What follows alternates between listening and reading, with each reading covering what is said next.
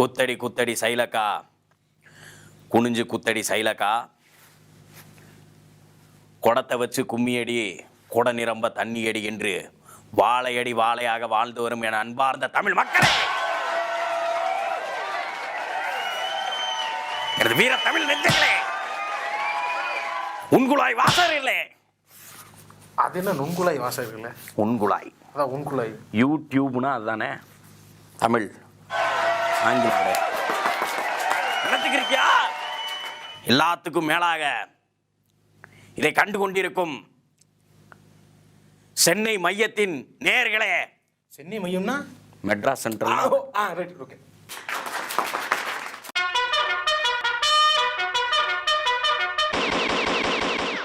எல்லாத்துக்கும் மேல வங்கிக்கு போனா பணம் கிடைக்க மாட்டேங்குது. அதை வங்கின்னு வைக்கிறதுக்குள்ள வாங்கின்னு வச்சிருக்கலாம், வாங்கி உள்ளதான் போடுறான், கொடுக்க மாட்டேங்கிறான். எனது அன்பார்ந்த மக்களே,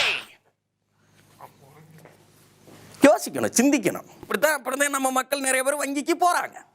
இப்போ உள்ள வங்கிக்குள்ளே போனோடனே ஒரு சிட்டை ஒன்று கொடுக்குறான். அந்த சிட்டையில் வந்து இப்படி கட்டமாக கட்டமிட்டப்பட்டிருக்கு. அதில் வந்து நம்மளோட பெயரை எழுதணும். அதில் வந்து இப்போ தமிழில் எழுதியிருக்கணும், எழுதலை. என்ன காரணம்னா அது விட்டுவிட்டோம், அது தப்பு பண்ணிவிட்டோம், அதை அன்றைக்கே செஞ்சுருக்கணும், செய்யலை. அப்புறம் ஒன்றும் பண்ண முடியாது. இப்போ என்ன ஆயிடுச்சு, இப்போ எப்படி ஃபில்லப் பண்ணுறதுன்னு தெரியலை. போகிறவரெல்லாம் இழுத்து போட்டு வம்புழுக்கிறான். வேலை கிடைக்கல, இங்கே போனாலும் வேலை கிடைக்கல. பொறியியல் படித்து விட்டு என்ன வேலையுமே தெரியாமல் வங்கிக்கு வந்து உட்காடுறான். அங்கே இருக்கிறவனை போட்டு நோண்ட வேண்டியது. மொத்த அலுவலகத்துக்கும் ஒருத்தன் தான் வேலை பார்க்குறான். இது எல்லா அலுவலகத்திலும் இருக்கிறது. கேட்கணும், எல்லாத்துக்கும் நிற்கிறான். பால் வாங்க போனால் நிற்கிறான் பேங்க்கில், உரம் வாங்க போகிறவன் பேங்க்கில் வந்து நிற்கிறான், விவசாயம் பார்க்குறவன் பேங்க்கில் வந்து நிற்கிறான். ஏன்டா நாங்களாம் நான் பேங்க்கு போய்கிட்டா இருந்தோம்? ஏன்டா எல்லோரும் பேங்க்கு போகணுங்கிறிய?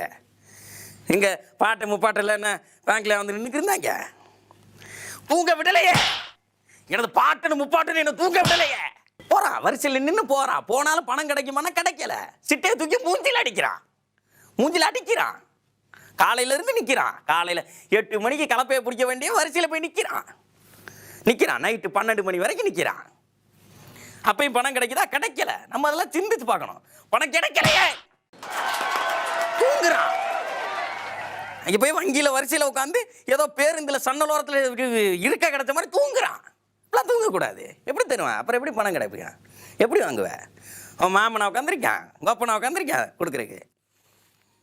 அவ்வளவுதான்.